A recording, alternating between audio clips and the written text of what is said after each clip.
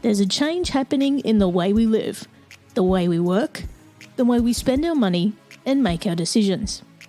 We are evolving to be more conscious in our actions in a way that serves the world and makes it a better place. Welcome to the Ethical Evolution. The Ethical Evolution podcast is brought to you by Ethical Change Agency. I'm Bindi, I'm the founder, and my mission is to help ethical entrepreneurs and holistic healers to find their voice through spiritual coaching and podcasting. I'm honoured to bring you the stories of those who create change through healing, kindness, innovation, purpose, and spirit. Understanding that to create collective change, we need to be the change. It all begins with us. This episode contains discussion on sexual assault and rape. If you find this subject triggering, or you yourself have experienced sexual assault or rape and need help, call 1-800-RESPECT. That's 1-800-737-732. A sexual assault advocate, writer, public speaker and artist, Marnie Goodfriend's activism spans over 2 decades. She is the founder of Right to Healing, a movement to help sexual assault survivors reauthor their experience through the written word. She has worked with the Silence Breakers, Mariska Hargitay's Joyful Heart Foundation, USC's Violence Intervention Program, Peace Over Violence, and changemakers including Rosanna Arquette and Rose McGowan. During our conversation, Marnie and I discussed the power of writing and how it can heal and uncover what's holding us back in trauma, regardless of what happened. Welcome, Marnie, to the Ethical Evolution. Thank you, Bindi. Thanks for having me. I am so glad you could join us today. Now, you're joining us all from the east side of the USA. Now, Marnie, for those people who don't know who you are and what you do, can you tell us your story? Sure.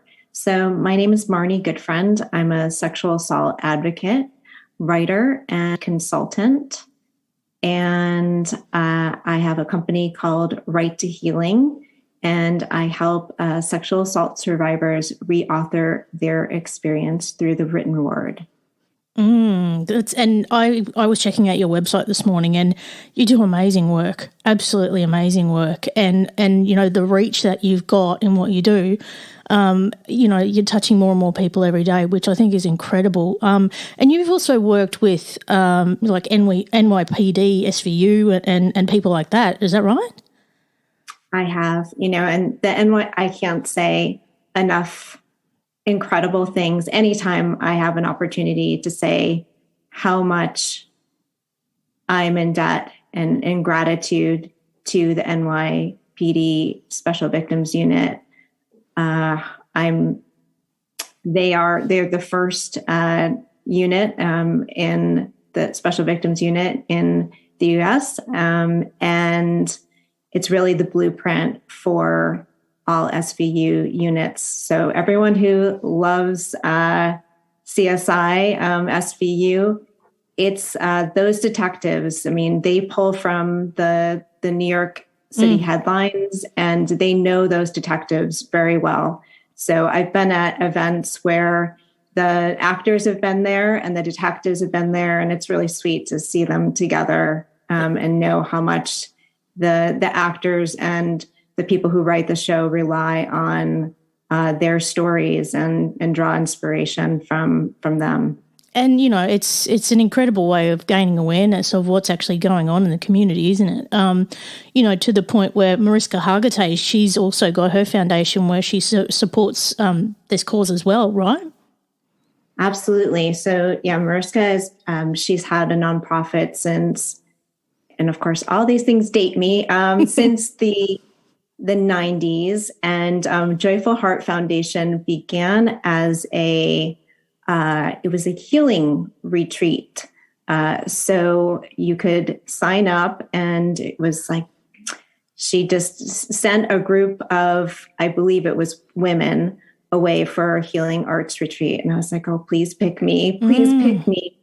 And that is a very necessary part of the survivor journey, one that's overlooked and an area that I'm very much focused on today, having been an advocate for over 20 years. Her organization has shifted to the backlog.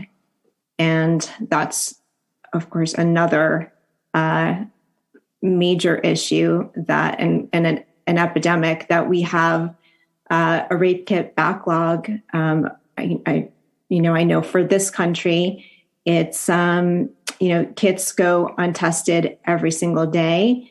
And, the federal funding is needed in order for those kits to be tested. But it's complicated. It's not that, we have the federal funding and then the kits just magically get tested. So then those precincts need to apply for grants and funding. And then that funding needs to be, it needs to be used properly. So there needs to be checks and balances on when that money gets allocated for rape kit testing. But that, just to jump forward in my story, that my case was a cold case hit. So DNA backlog is certainly an area that I'm very passionate about as well. There's just so many stories that go untold as well, aren't there? Like, particularly, there are so many women who are assaulted, and I am going to say women in this case, who just don't have the strength to get help. They don't have the strength to talk to anyone about it, and they just want to keep it a secret. Yeah, I don't know if it's a want or if it's just a feeling. There's certainly the feeling of not being believed. There's how this is going to change my life. I myself am a survivor, and I'm a survivor of a stranger rape. And even in that case, not knowing the person, it changed the trajectory of my life. Mm-hmm. It changed my relationships with my friends, my family, and then other areas that people don't think about. I lost my job. Mm-hmm. I lost my apartment. I certainly lost my identity. So, when you start to weigh in all of these aspects of your life that will change, and in coming forward, it's be quite challenging, and to find someone that you really trust to not only to believe you, but that's going to be able to offer you support and guidance. So, there's step one, which is I've told my story and somebody believes me. And then there's step two, like, where do we go from here? And I've had previous guests on the show who've also been survivors and are also helping other women to get help, but probably more in a real time experience. So when this is probably more domestic and family violence, where they're stuck in that cycle and they're trying to get out, but there's not a lot of real time help for people when they're in that crisis. Is that something that you notice as well in the advocacy work that you do? Absolutely. And, my focus today is more on, as I've been an advocate for as long as I have, over 2 decades, I realized that, what basically I got involved in helping other people long before I had healed myself. And it was a way for me it was much easier to focus on other people's problems. It was much easier for me to say that I'm recovered. I've made it to the other side. And in a way I was public, but I was hiding in a public persona. And so it's, what I've realized over the years is that there isn't a lot of emphasis on just pausing and slowing things down for survivors and asking them, what do you need? How can we help you? And I willingly thrust myself into the limelight very, very quickly. But I don't remember many people asking me or there being other alternatives available to me. It wasn't like, here's some healing, techniques that you can use. Here's some other opportunities. It was like, do you want to join the Speakers Bureau? And I'm so grateful. I'm so grateful for the organizations that I've worked with and I continue to work with. It's just for me at that time, I wasn't ready. I just didn't know it. However, I appeared to be fine. That was, my highly functioning brain at work, protecting myself and saying I was okay when I wasn't. And one of the things that I love about what you do is you're another one of these people that has taken pain and turned it into purpose. So taking your experience and not only going on that healing journey for yourself, but also for others. And I got to congratulate you for that. That's incredible. Thank you. For me, what drives me is,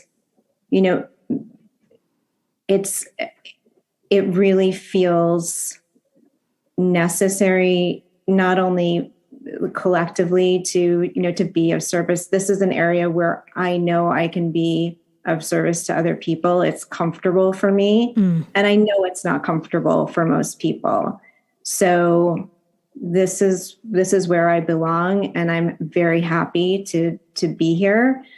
And I'm just glad that I've been able to take the time to do the healing that I didn't do many years ago when I was first assaulted.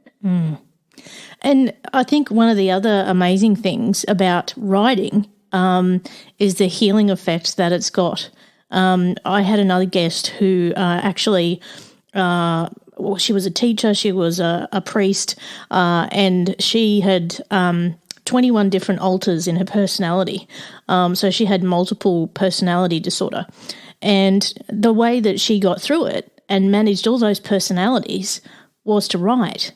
And she now does writing workshops with other people. So it allows that other side of the brain to actually engage and to help in that healing process. And it sounds like very similar to what you're doing.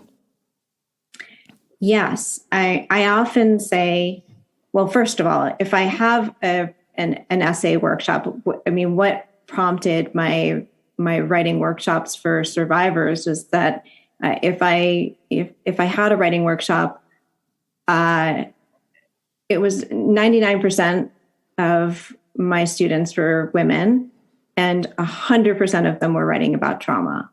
So, I would sometimes say, like, hey guys, you can write about anything. You have the freedom to write about anything. But I always focused on creating a safe space and letting them know this is like, you can explore whatever you want to explore. And I think that sort of, safety led them to, to release some stories that live in our bodies. They live in our minds. They affect us emotionally, physically, mentally, and they really take their toll. So when you begin to write about them with freedom and knowing that no one's reading it, the only people who you're sharing it with is a small group of other people sharing their experiences. One of my students said to me, this is done like what years of therapy? That was just the greatest compliment. And she's been a longtime client of mine. She's writing a book now, and I'm honored that she trusts me to shepherd her through this, this time, because, there is the release, but it's also not easy. So, I also practice mindfulness and also really, considering once we write these stories, like, do you want to share it with anyone? Or is this a story that maybe that you want to, not that you want to keep because you've released it from your body, but you don't have to share it with the world. You don't have to publish it. And just having that, you've cleared so much space in your mind. You've cleared so much negative energy from your body. And that is plenty. So just like being in acceptance of where you are and having those really profoundly important boundaries. Yeah. And I think, for me, my experience in journaling through a lot of my healing was invaluable. Like you said, it is like its own therapy, because even though, you could talk to someone, it's not the same thing. Like actually that physical art of picking up a pen and writing it on paper, even if you type it in a journal online, getting it out in your own words without anybody else hearing it, but knowing it's leaving you, like that is actually a relief. If you can get that out of you and acknowledge it as well, I think it's part of that recognition that this has happened and now I'm just going to let it go on the page. Yeah, exactly. It's no longer just a part of you, inside of you. A pen and paper, they're your best friends because like they can take it. They can take whatever story you got for them, whatever experience you've had, they can handle it. So you can, and journaling is such a gift. It's such an important practice because, I remind myself and I remind my clients, that our best stories and the healing that comes out of writing, with real freedom and not editing yourself, because that's what happens in the real world. Like when we start speaking and we start editing, our thoughts. But when we're journaling, we're free writing, that's when our minds are really able to let go of like whatever is holding us back, or the stories that we haven't been able to share with other people. And I don't know. If you felt that, that release of, as you said, feeling that release of knowing that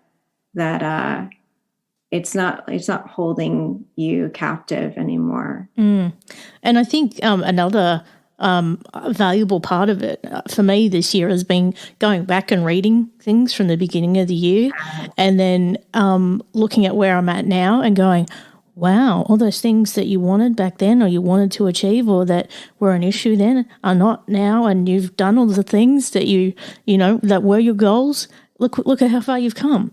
So I think that reflection piece is also really important, particularly if you're really doing the healing and you're doing the work and you're getting the results. I think to go back and go, well, look how far I've come. Yes, it's amazing to reread our words and to see where we were and how much we've grown. And to me, like whether you type it or write in a journal, it doesn't matter. It's all the same. However, for me, I do have a daily practice of writing a list of things that I'm proud of from the day before, my gratitude list, and also my fears. And so in turning over those fears and writing them down, that's an amazing process of looking back and seeing all the things that I was fearful of that never happened. And isn't it funny, we are the stories we tell ourselves. What we say in our own heads and what we tell ourselves is far worse than the reality that we're experiencing. Oh yes, we rewrite some horror stories for ourselves, we're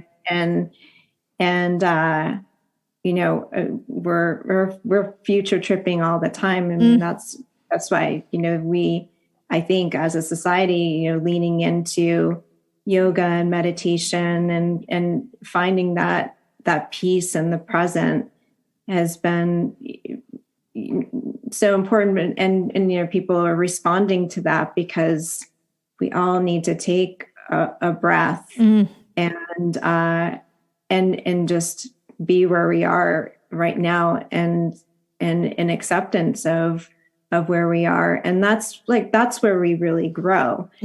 We think it's about all these plans for the future and that we have to get there so quickly, when it's really just about self-acceptance and also that's like when our visions come through. That's where we can clear a space for like, what do I want from my life? Who do I want to be with? What do I want to manifest? And for me personally, forcing my will and feeling this pressure to like press the gas pedal and get there quickly, it just never works. So, and that's certainly a part of the work that I've done for so many years. And I've been able to reclaim this space in the advocacy world, and it's very different than what it used to be. I would say yes to every speaking engagement. It didn't matter what the topic was. I remember working a full-time job, and I was asked to be a keynote speaker at this college. I was working in New York City, and I said, sure, of course. Of course I was going to say yes. I told my boss that I had a doctor's appointment. I wrote the keynote speech on the subway. I gave a keynote speech to medical examiners, nurse practitioners, law enforcement officers, and then I went back to work. And, looking back on it, that's just not healthy. I just didn't take a moment to take care of myself. I was constantly moving and wanting so much to just help other people and just not taking the time to do that for myself, and really not finding the resources available to me or some maternal force that would say like, hey, Marnie, maybe you need a break right now. Yeah, I think a lot of us that are mission driven in some way always put ourselves last, and it's something that we always have to work on. So, if you can make that space for yourself and find the present moment, gosh, that's just going to make you reach your mission even better, I think. Yeah, we have to practice what we preach. Yeah. So. And I think that's one of the hardest things to do when we want to see change in the world, because it feels so urgent, and in many ways it is. But I know, at least for me, the more I focus on my own self-care and my own mental health, the better I can, that's when I can show up for other people and truly be of service, and be really present, be an active listener. I was an ER advocate in New York City, so I would go into hospitals, and when social workers go home at night, they call advocates, and that was the first time I really learned about active listening, to just be there and just listen, and what a tremendous gift that is. So I think I learned to just slow down a little bit in those moments I had an ER advocate myself, so that was a big pay it forward moment for me, was to become one myself. That's amazing. For now, other people. Marnie, tell us about your writing. I think I saw somewhere that you'd been working on a screenplay. Oh, yes. So I'm a creative nonfiction writer. So in 2014, I took my first adult writing class. I'd been involved in writing as a kid and in high school, and I did a wonderful summer program when I was in college with Skidmore College, and then I didn't know anyone who was an author. I didn't know anyone who was a screenwriter, so I didn't see that as a career path. And then I moved to Los Angeles. So, and if you move to Los Angeles, you're going to write a screenplay. Or be involved in some screenplay. You'll definitely find yourself at a reading. If that doesn't happen, like you're going to be at someone's reading at some point, and you're going to be somehow peripherally involved in some reality TV show. Those three things are like guaranteed to happen. So that being said, I guess I started with memoir, and the first memoir I wrote was about my personal story, which is a whole other story. And I wrote it in a child's voice, and it was very healing for me. And my first writing instructor, I remember him asking me, like, okay, so what's your story about? And I said, well, I was, my adoption was orchestrated by a baby broker. And I grew up in this, this crazy home. And then I was attacked at 22 at knife point. And I just kept going on. And he's like, where's the end of this book? And I was like, I don't know, now. And he said, you can write more than one book. And I said, I can? I thought, who would want to read more than one? I thought you get one shot, that's it. But that's not creative nonfiction. You can write several books. You can write a book about a single day. So anyhow, so when I wrote the first draft of the story about my sexual assault, I shared it with a friend, and she's like, this is visual. This is a screenplay. And I thought, okay, well, here I am, in Los Angeles. There's got to be somewhere around. And actually, I enlisted my ex-husband to. We sat down and we did some writing, and he was there during the trial, and we've known each other for a very long time. So it wasn't exactly what I wanted it to be, so I'm rewriting it now. Mm-hmm. But I met with a lot of great people who champion the story, and I lived in New York City when during the 90s, when indie rock and alternative it wasn't the norm. It was it really was alternative. That really meant something.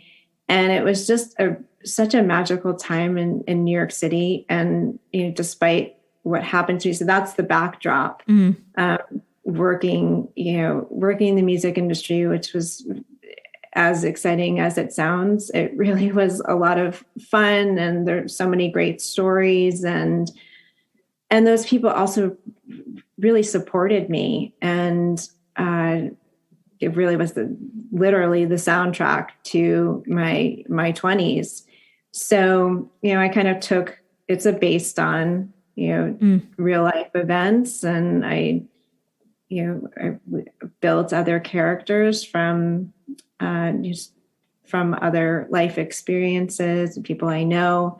And so I mean, it's fun to to sort of reimagine your life and your experience and bring other things that didn't happen, into a story, and just tell it in a different way. It sounds incredible. And is the goal for us to see that on Netflix sometime soon?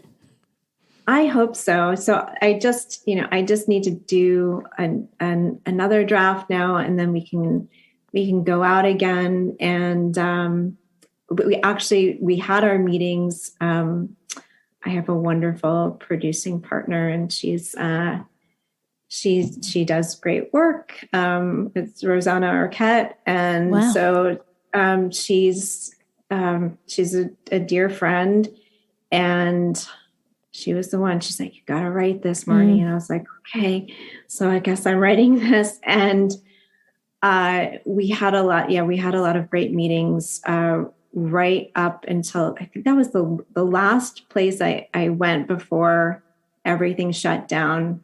We had a meeting with someone at Amazon, and then that was it. I think we did have one meeting on Zoom during the pandemic, which was actually quite good. But so I need to go now that I'm in Connecticut. I have this little writing shed, so I need to spend a little time in my writing shed. And it's incredible. I can't wait to see it. So you'll have to let us know how it progresses. I will. I will. Now, Marnie, if people want to find out more about you and get in touch, where can they go? So my website is Right to Healing. So it's WRITE TO. Can I say that again? Yeah. You can visit me at righttohealing.com. So that's right, WRIT, to healing.com. And my Instagram's Marnie Goodfriend, and my Twitter is something else. I'm not very active on Twitter, but you can definitely find me on Instagram, and I'm pretty active there. I welcome anyone to reach out, especially survivors. I want to hear from you. I hear from a survivor, I would say, at least 3 or 4 times a month. And it's really a privilege to just hold space and to be able to give someone what I didn't have at the time. And whether that means somebody just needs to be heard, maybe they need resources, maybe they want to write something. So, I consult for TV and films. I speak all across the country, and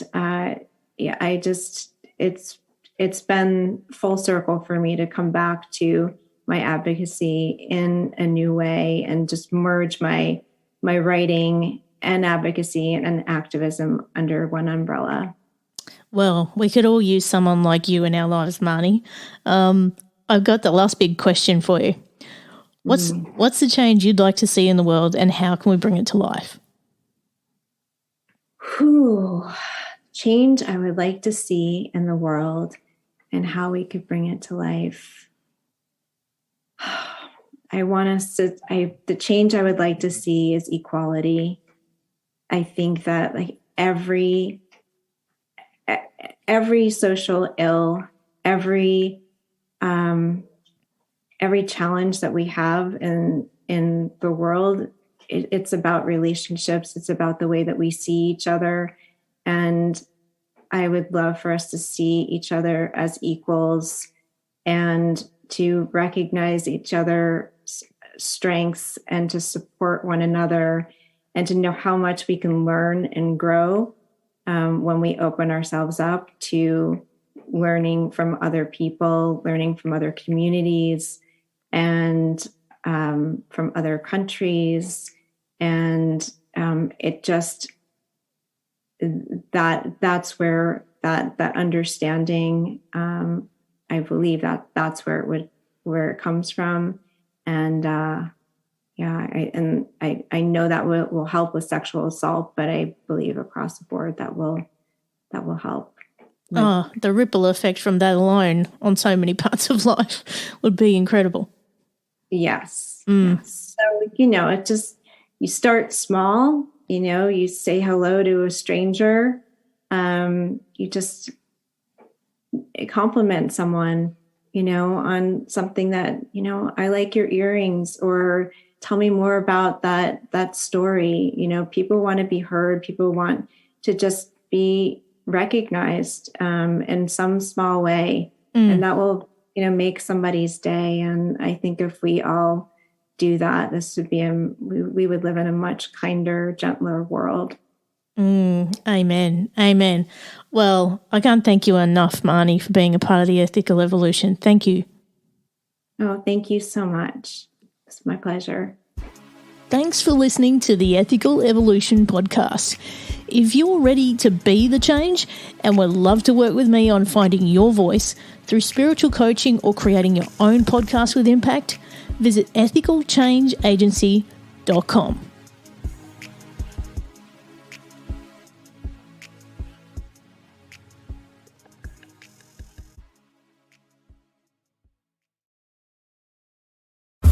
Did you ever wonder what your life would be like if you let go of your inhibitions? If you freed yourself of all the shame you felt for anything you ever did that somebody else told you was wrong? If so, maybe your mind is bodacious. I'm Yvette Lopez, a former Playboy model with a wild past. Join me and my guests from the worlds of celebrity, professional sports, and professional sex on the Bodacious Minds podcast. And always, be smart, be sexy, own it. Electricast.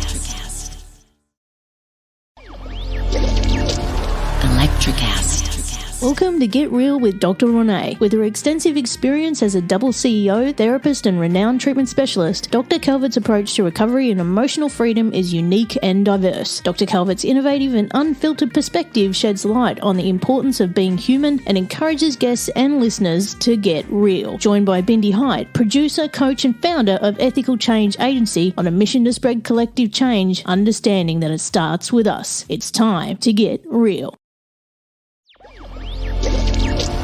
Electricast.